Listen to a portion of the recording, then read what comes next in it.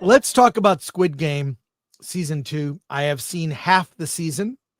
Last night went to see Nosferatu. Yesterday saw Nosferatu, went to the races, and then settled down to watch the first half of season 2 of Squid Game. I was nervous about this because Squid Game, I think, is one of the best TV shows of the last several years. So good. And I was nervous about what would happen to 456, or Master Soul, as they call him. Um, and when they announced a season 2, I thought, why? It's kind of like, I also put in the same camp as a movie like Battle Royale. Battle Royale, the first movie, is perfect. And that movie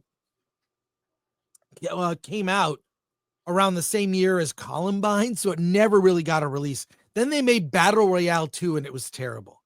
Because how do you repeat such a high concept idea? And Squid Game owes a little something to Battle Royale. Battle Royale 2, huge disappointment. Squid Game season 1, great. Will Squid Game season 2 be a disappointment? I'll say this. It's a little slow in the first episode. Things begin to get revealed, and by the end of episode 2, boom, it's back. And in episode 3, the ante is upped, and there is a reveal at the end of episode 3 that is, because you already know from the trailers. I'm not going to spoil anything. This is spoiler free, but I'll talk more on Monday when more people have seen it.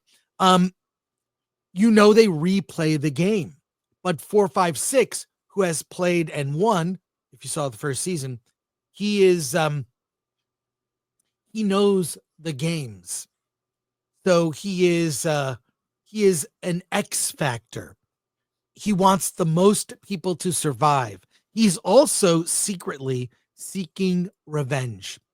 The money that he has from winning the event, he considers blood money. It's a burden and it's a guilt that he carries with him. So when the reveal at the end of episode 3, and they do a thing, I'll tell you one thing that makes it very interesting.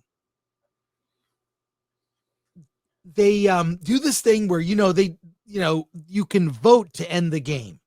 Yeah, people voting, circle, continue the game, X, stop the game, and we just all split whatever's money is left. So they play the first, and they introduce you. There's a really cool character named Thanos. He is a rapper who lost all his fortune in crypto, and the guy that he lost the crypto to in a scam is in the game with him. So there's all this tension. That's what's really good. In episode 3, you meet the players and get to know their motivations and why they're there and what's going on with all of them. So Thanos was on some reality show where he became a rapper and had a ton of money and then lost it all. So he's playing the game. Anyways, he's a really interesting character. And there are a lot of there's a trans character.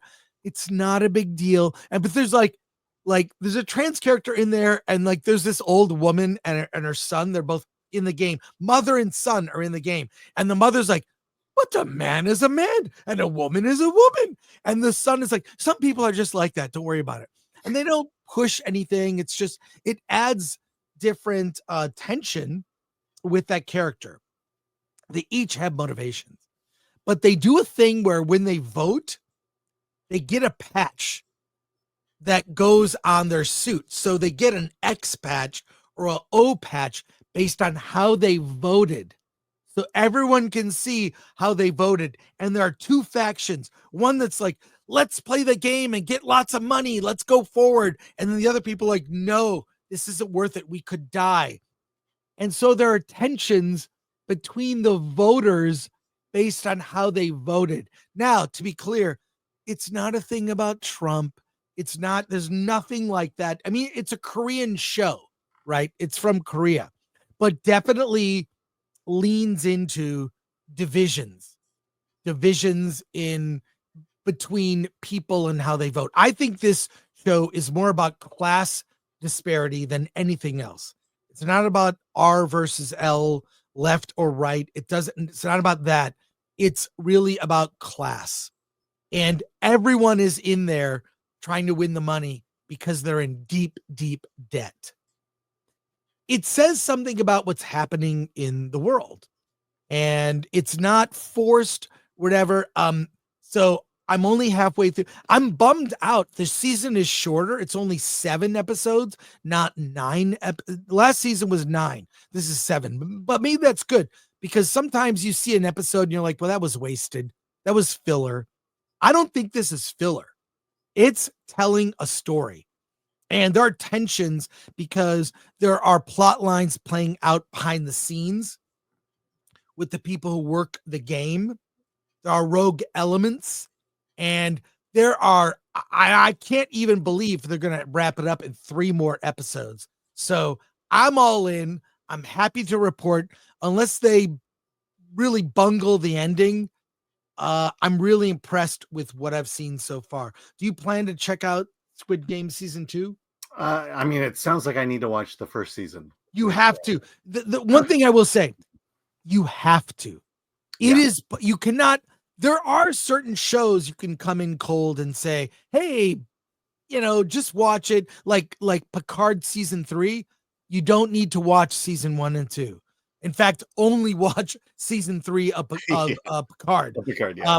But Squid Game, everything about season 2 is about consequences from season 1. And if you haven't seen season 1, you'll be completely lost. So if you need to catch up. But I can report Squid Game season 2 thus far, 4 episodes in, it has definitely hit my expectations, and I hope it goes beyond. Yeah, I mean, it sounds great. I wish. I mean, this is the thing when anyone asks about television shows. I just don't have time to do television shows, and I feel like definitely I can't watch season 2 without watching season 1. My wife has wanted me to watch Breaking Bad for the longest time, and it's like I can't. It's a great show. I can't get sucked into the binge of Breaking Bad, where I'm sitting in front of a television for 3 days watching it. Game of Thrones, the same thing. I just can't do it. I got work to do. I run a website. Yeah, true. It's all good, man. It's all good. But I recommend it. However, you really must see season 1. So.